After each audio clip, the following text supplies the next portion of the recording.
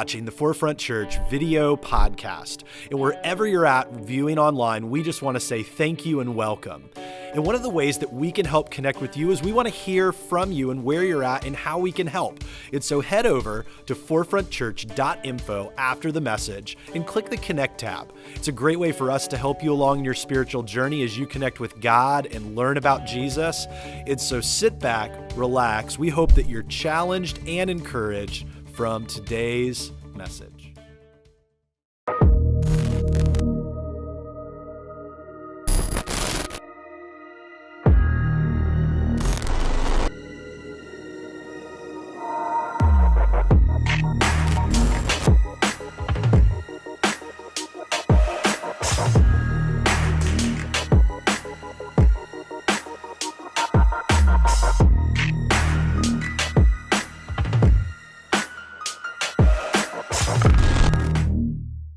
Today's going to be a good day, but it's going to be some heavy stuff. There's going to be moments, and we talk about this internally as a staff. We'll have little kind of speed bump moments where we kind of relieve the tension. We'll laugh a little bit.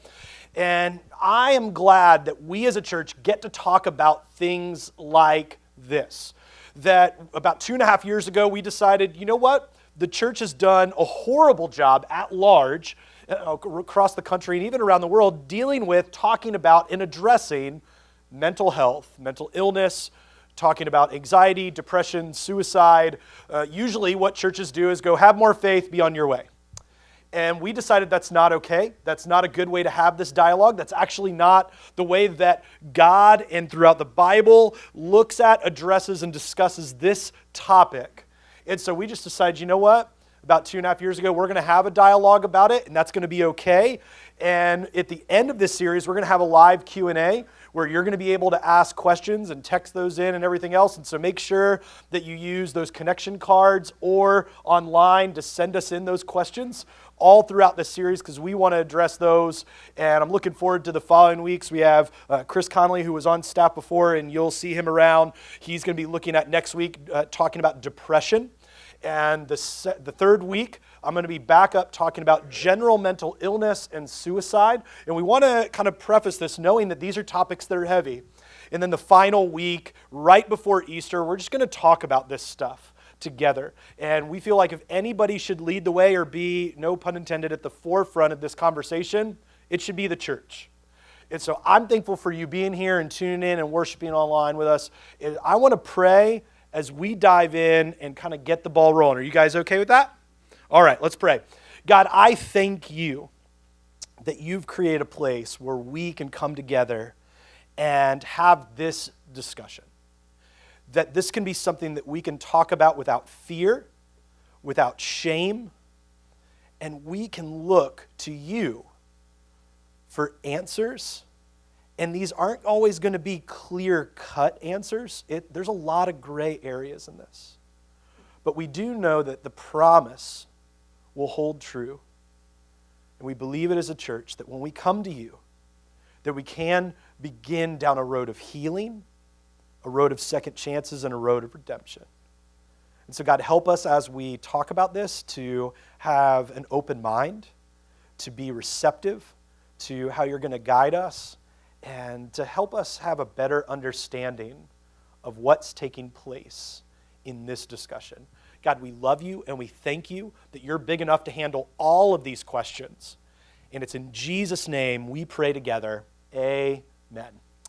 Now, when we kicked off this series a couple years ago, and I say this series because this has been an ongoing conversation. We have people that even as of this moment today are still walking through and processing what happened when we opened up Pandora's box, so to speak, about 2.5 years ago. We did a series called Mirror, Mirror, and I started off sharing a little more than I really wanted to, but I knew that we had to start off on the right foot.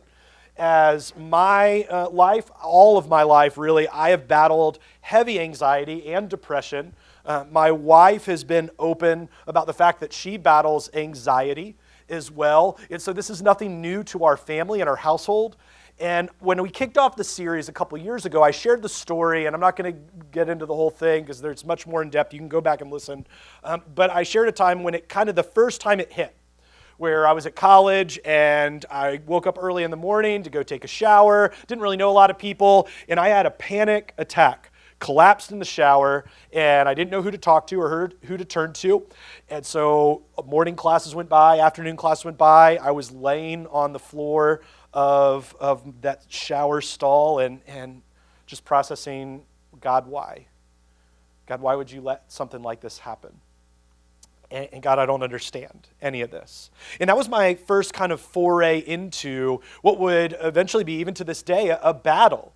And I really do label it as that, and many people that you would talk with would label it as a battle as well. And it kind of had moments where it would get crazier and sometimes get a little less. And the first time that it popped back up in a way that I wasn't anticipating was when my wife and I were dating. And we went to this concert. It was at the Hampton Coliseum. And it was a bunch of bands that I didn't really know, but she did. And if you're in a relationship and there's something that your significant other wants to go to and you don't really want to go to, you end up going to. And so we're there and they're singing and shouting, and it hit me again. And now I'm thinking, I was at college and I didn't really talk about it, and except to a couple people, and they just told me to pray harder, and now I'm sitting here and this girl, I really like her, please don't let this happen. And so I would do things to I saw the triggers that were happening. We'll talk about that more. So I will mess with my hands when I'm not sure, and I can feel it. I'm starting to sweat, things are getting blurry, things are very difficult. And she looks over, and I'm like, oh, please don't let her look over, please don't let her go. And she's like, are you okay? I was like, oh, she looked over. And we're talking about it, and I was like, are you okay? And I'm just getting pasty and just not good. And she's like, do you want to walk out for a second? I'm like, yeah. And we walk out, and I was like, she's like, are you okay? What's going on? I was like, I think I'm having a panic attack or just having anxiety. She's like, I deal with anxiety too. I've done medicine, whatever. I'm like, do you have some? And see, these are the moments where we need those breathing moments because it's heavy. And that's when it gets like that, that's how we know that this is heavy, because we need those kind of moments to breathe. And we have this conversation. That's when I realized, I was like, man, this girl was cute and she deals with stuff like me. I gotta, And so we went down that road, and now many years later, I still have her fooled. And 3 kids later, and man, it's tough. But the thing that I kept coming back to was that the church has done a really awful job at talking about this. I remember bringing it to a youth pastor who told me, Jason, it sounds like you haven't fully surrendered to God. And I was like, do you think I want this? This is what kind of I kept processing. And I remember at Bible college, I brought it to a couple people just to kind of open that door. And I got that same response. You just need to have a little more faith that God can do what only God can do. And man, I'll tell you what, if you're a Christian and you've ever said those things to somebody, if you still have contact with them in some way, please contact them back and apologize. Because my faith was growing at a pace that it was absolutely amazing. And I was reading my Bible every day, and I was praying every day, and I was on my knees asking, God, take this away. And the thing that I know about this problem, and I say that it's a problem because not that anxiety and depression and mental illness is necessarily a problem, but I think the way that it's addressed and the magnitude of what's taking place and the limited amount of attention that it's getting is indeed a problem. Contacted a company that is able to research what happens within a particular zip code when it comes to Google searches. Because if you use a search engine, that data goes somewhere. And people can ask, can I just see the raw data? And I contacted this company. It's a church, parachurch organization. I said, hey, I want to know about the Hampton Roads area, and more specifically, the zip code 23453, which is where we are at right now. And, well, the Google search is rendered back that the top Google search was, I feel depressed, I am depressed, I feel like my depression is taking over me, I don't feel like I can go on. Averaged in 2017, 920 people in this zip code search those topics. 735 people asked, I'm too stressed out. I'm stressed out because of my spouse. My kids stress me out. I could tell you that one. Life is stressing me out. 872 people on average per month in 2017 in this zip code said, I'm exhausted. Why am I so exhausted? I'm too exhausted to live. 897 people in this zip code on average in 2017 Googled, I have anxiety. I don't feel like I can go to work. Why can I not get up out of bed? Why do I feel like I can't function? I don't feel like I can work because of my anxiety. 741 people Googled, is it okay for me to end my life? Per month, on average. Would people miss me if I was gone? How could I end my life? Is suicide an okay approach? What will God think of me if I take my life? And those statistics completely mirror what happens nationally. Those searches, and it's just only magnified that people are asking those questions. In the data, the raw data, shows that people are battling this. So why aren't communities of faith talking about this? Because when you drive home, you get in your car and you go out either direction here from 2520 Holland Road, statistically speaking, based on population, 7 out of 9 households that you pass by are dealing with or have dealt with anxiety, depression, mental health, mental illness, suicide, pain, regret. The church has to talk about this. We can't afford not to talk about this. And it's complicated. And I wrote down some things to really help us set the stage for what's going to happen over the next 4 weeks. Whether you're in middle school, high school, you're an adult, this is a conversation all of us need to have. And if you're an adult going, oh, this is just younger people, no, that's not the case. If you're a teenager going, that's just people that are dealing with heavy situations, you know for a fact that's not the case because we watch this dialogue play out all across the country. We even watch it play out here in Hampton Roads. And so this isn't something that's isolated to people that are younger, people that are older. We all deal with pain. We all deal with hurt. And mental health and mental illness is something that everyone deals with. And the thing that we know about this is that from the CDC, these things ring true. That 1 in 4 adults, approximately 61.5 million Americans, experience mental illness in any given year.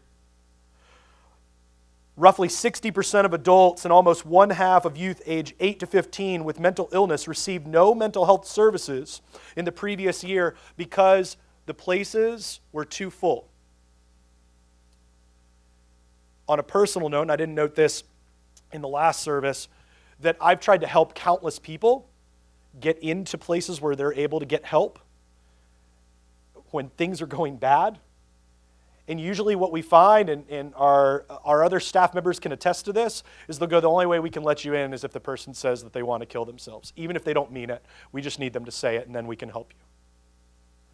Dealing with depression, dealing with anxiety, dealing with all these things. And if you can say that, you can get in. But you might not get in for long, and they might not hold you for 72 hours, and they might just set you free, and then the judge will see you, and they go, oh, you got some meds, you're good. This is a problem. 50% of students with mental health condition age 14 and older who are served by the special education part of their school drop out, the highest dropout rate of any disability group. Suicide is the 10th leading cause of death in the United States, more common than homicide. It's the leading cause of death for ages 15 to 24. More than 90% of those who take their own life had one or more mental disorders. Although the military members comprise less than 1% of all U.S. population, veterans represent 20% of suicides nationally. 22 servicemen and women take their lives each day. This is not something that's isolated to a particular age group or demographic. It passes through all different boundaries. Socioeconomic status does not dictate this. This happens to anybody. This happens to your upper middle class person. It happens to people below the poverty line. It happens to people all the way down in Florida, to California, to Minnesota, to Timbuktu. anyone can deal with this. And it's a difficult conversation to have. I wrote down some things that, well, to kind of frame the conversation. The first is mental health has historically been mishandled by the church.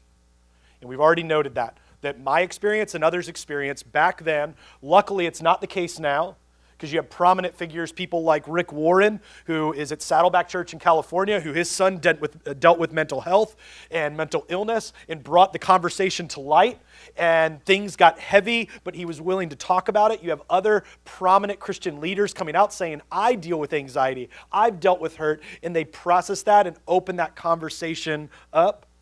But historically, it's been told, oh, you're depressed? Just stop being depressed.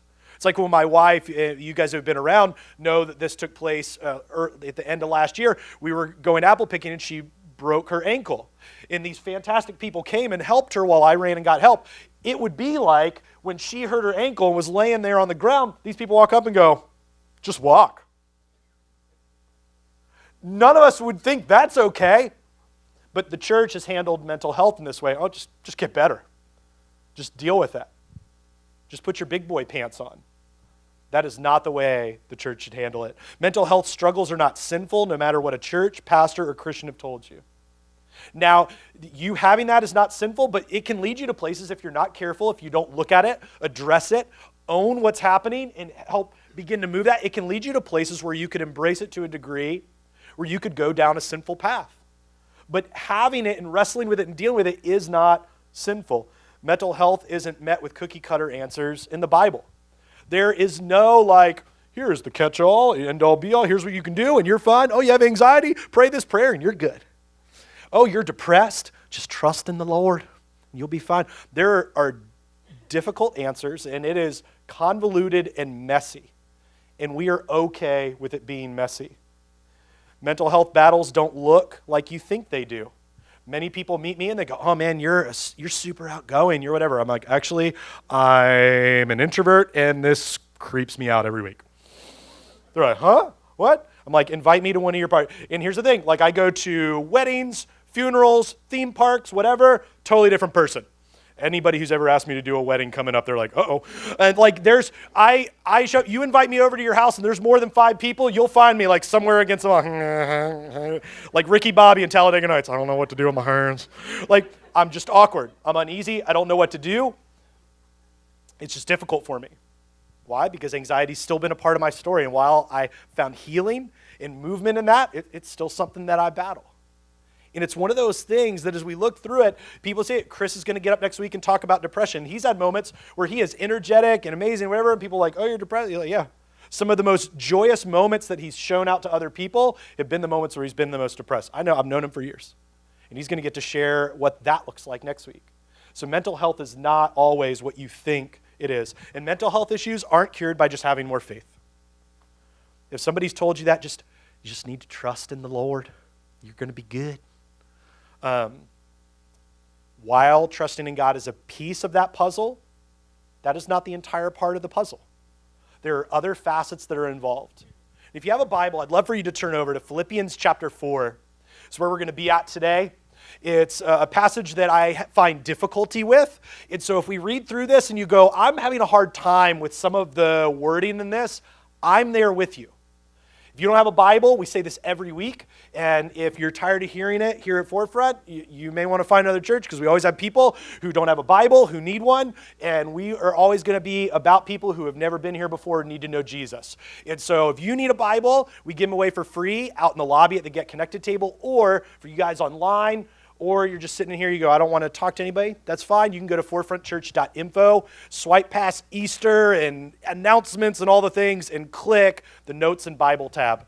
And over at this passage in Philippians chapter 4, the writer Paul shares some words that while I love them and they've helped me greatly, and they've helped other people that I've helped counsel through some of the journey of anxiety and what happens in there, because for mine's much more a social anxiety. For my wife, hers is situational.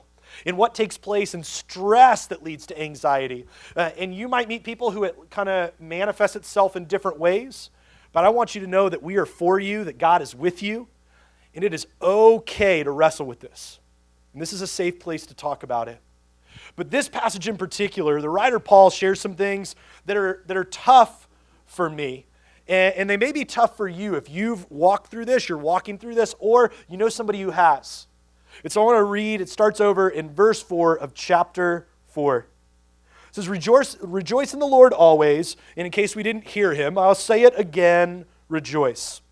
Let your gentleness be made evident to all. The Lord is near. Now here's where things get dicey that I don't like. Do not be anxious about anything. I'm like, anything?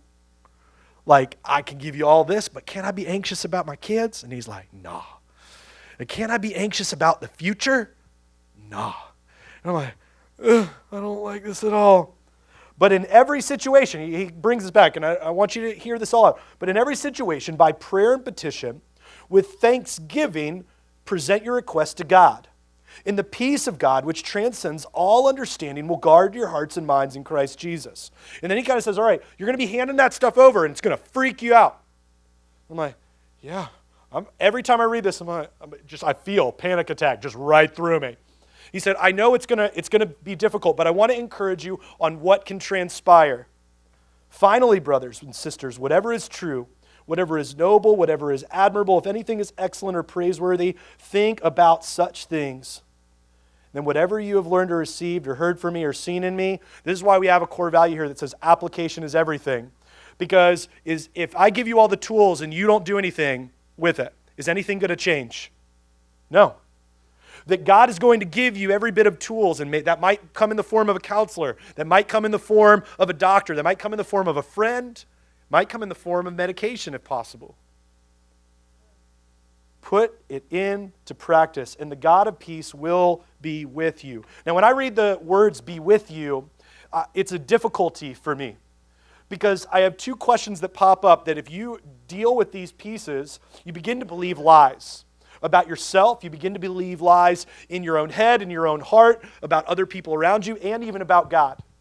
God, I'm not quite sure I could even ever have access to you because look at how, and this is, while it's not true, it's what we believe. God, I am too broken for you to even ever want to be around me.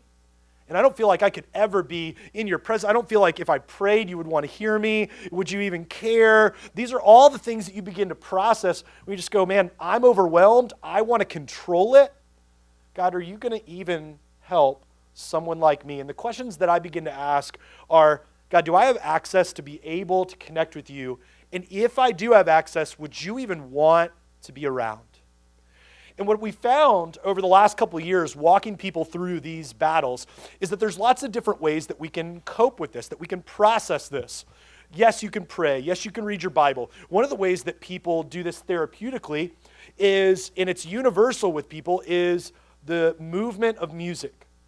The people go, man, I could sit down and music could tell me something and tell a story in 3.5, 4 minutes, or if you're into Pink Floyd, like 100 minutes, whatever. Like music could tell me a story. And I'm able to process these pieces because of the narrative that's unfolding. And that has been very much so true in my life as well. And I kind of pass on these nuggets of things as I'm talking with people. There's been two songs in particular that have really helped me in this. There's a gentleman and a writer by the name of Phil Wickham. And when I look at this conversation of, do I even have access to God? He begins to walk through all these ways in which we fall and we falter and we mess up.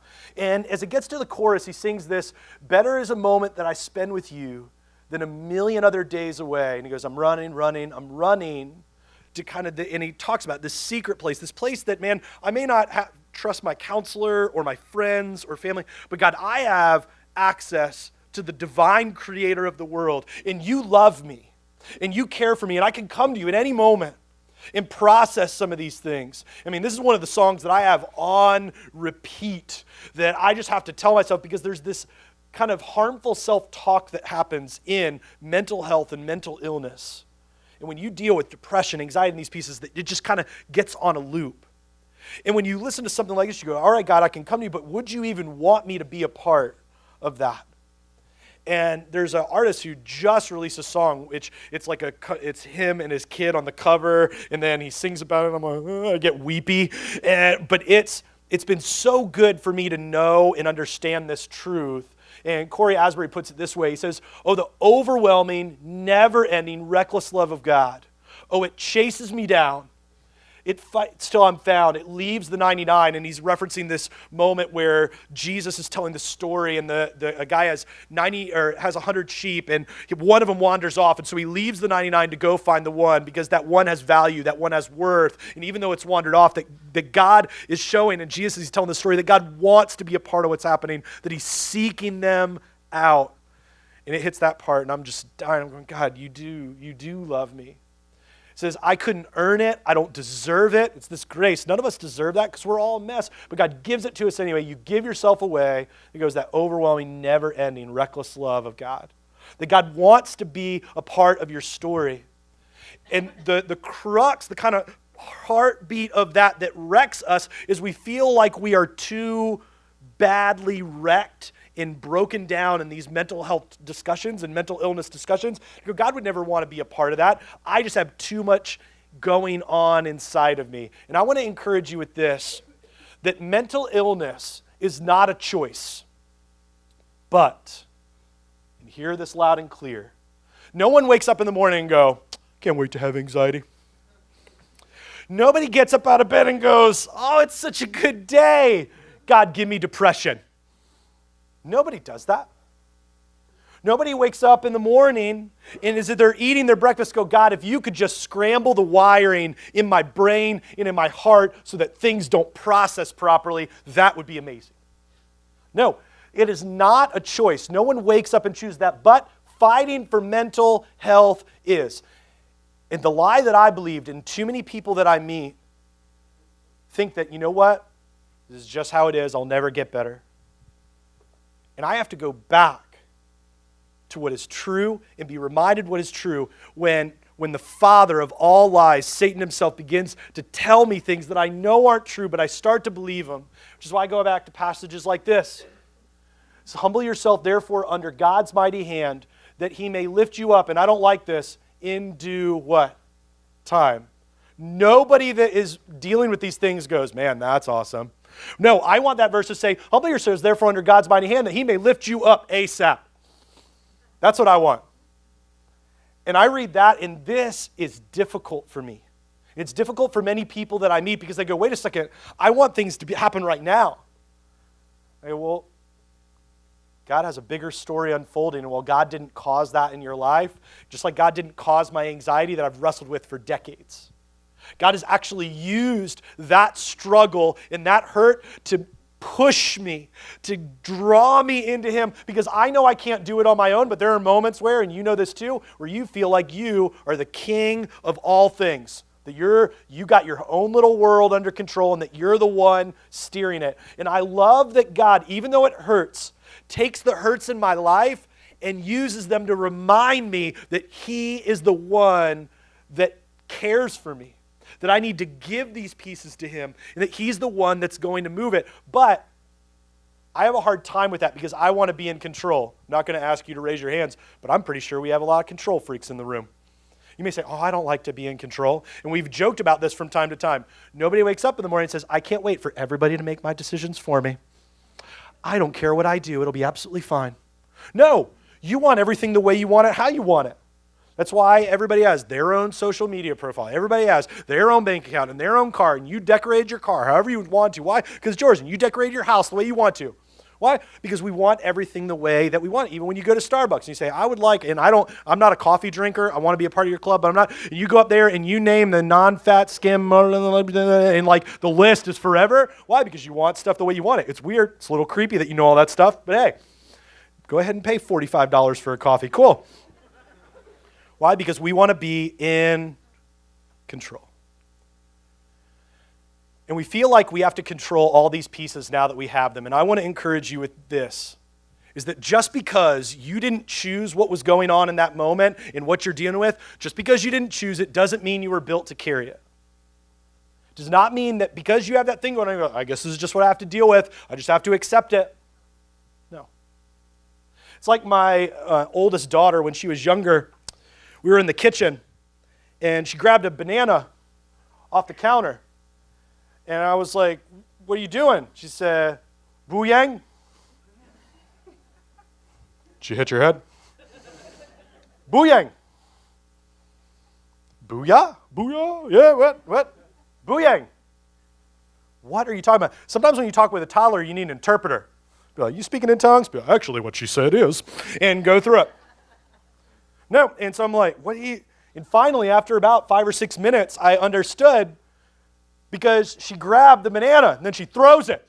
I'm like, oh, you think that this is a boomerang, not booyang? Now from now on, every time you see a banana, you can be like, that's a booyang. You're welcome.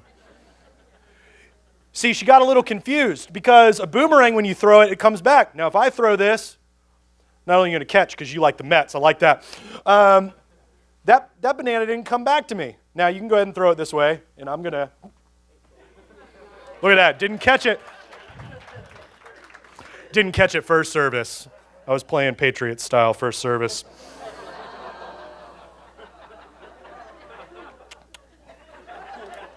Still bitter Giants fan. You see, this was never going to come back when she threw it. Why? Because it's not a booyang, yeah. It's a banana. It's made to eat. It has a purpose. And it is not meant to throw and come back. It's an interesting lesson for a 2-year-old to learn.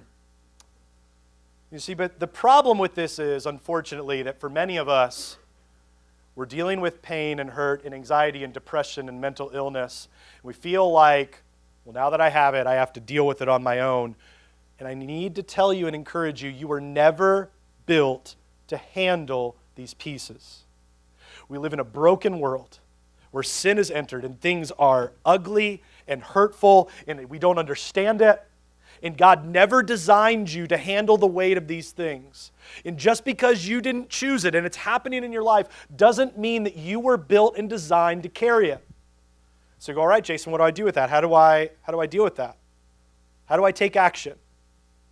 Well, I have 4 things that I've encouraged people with, not because I feel like it's an end-all be-all. So don't hear me say this. If you do these 4 things, you won't have anxiety anymore and you'll be fine. No. Decades in, still processing it. But I can tell you this, that these things have begun to point me to what's true and not believe the lies. Because if you've talked to anyone, or even in your own life, if you've processed these things, you know that believing the lies and that continual on loop negative talk can send you to places that you never wanted to go.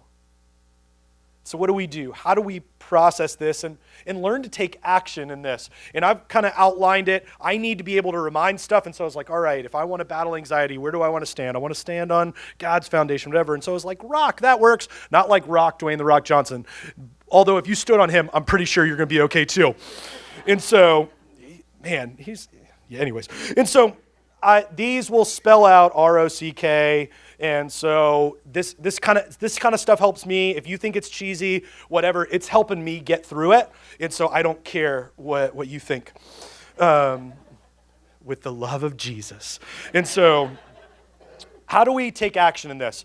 The first one I would say is that we need to first start with a request. God, I need to ask you in prayer to help me understand, battle, and deal with this because I don't understand. I'm not quite sure how to go through this because I am learning that I was never designed to deal with this. And so we begin first by requesting God to intervene on our behalf as a piece of the overarching puzzle, but it has to be the first piece. Because if you don't start with God, because I've met plenty of people who will go out and go to counseling and go to a doctor and go to friends, and they can find temporary relief. I do believe that if God is not a part of the equation, and not just simply a part of it, because again, application is everything, that you would actually move into it and you would actually do as God says. Because you can know all the things and never do it, and you go, I don't understand why, and I go, I understand why, because you didn't do it. And so it starts with God and going, God, I need to request and ask that you would move in a way that only you can. The next piece of that is to observe. And what I mean by that is, as you walk through these pieces, and Chris will talk about this more next week too, you will start to see triggers about what happens when it comes to things like depression, anxiety, etc. And you'll start to see patterns. Like for me, I immediately saw that mine is in big situations with people, whether it's in large concert venues, weddings, funerals, etc. And what I found out is it's always moments where I was around a lot of people, but I couldn't control what was happening. And so it got difficult for me. We'd go to a theme park, supposed to be happy, whatever, and I'm like, I don't know what to do. My wife and I on our honeymoon, one of the places we stopped was Disney. It's supposed to be the happiest place on earth the whole time I'm walking around. I don't know what to do. Kids are crying, and this is weird. We didn't even have kids at the time. Why we were there, I have no idea. And so you observe, and you see the triggers, and you learn how to deal with them. I know that if I start to change my direction and things that I'm doing, it's why I'll mess with my hands. It's why I'll stand over in the corner at your party, just being real weird. I was going to introduce him to the pastor, but he's acting weird. I know. That's why I go out in the lobby. And I stand at a green table. You want to talk to me? You come to me. Why? Because I'm weird. But we'll be weird together. We just won't talk about it.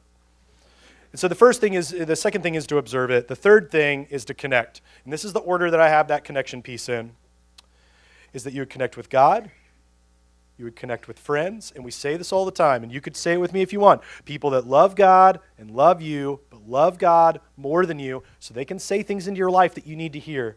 God, friends of faith, counseling, a doctor, and the possibility of medications. Now, I say that possibility because we live in a culture that's like, oh, you don't feel good? Here's some meds. But we need to be open because the church for a long time has handled this wrong. You just need to pray, just need to have more faith, trust in the Lord.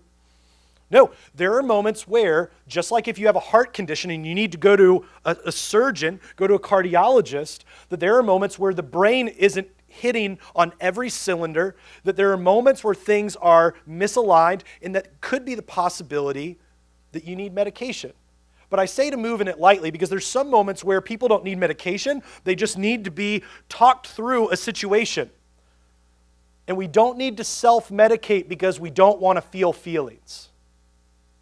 And I meet too many people that are walking through situations, and I say this as someone who battles it too, that don't want to feel, and so they medicate to not feel. There are times where you need to feel the feelings. I know the kids were having a crazy day. Maybe mommy didn't need wine. Maybe mommy just needs to feel things. And there's that awkward laugh. We'll get into that in a couple weeks. Don't worry, I'm not anti-alcohol. For some of you, go, but we need to be able to feel feelings, and we need to be able to connect with people. And the fourth thing, the last thing, is to know that you are not alone, to know that you are loved, and to know, and hear me say this, and we've said this a lot here in this church culture, to know that this is not a sprint, that it's a marathon.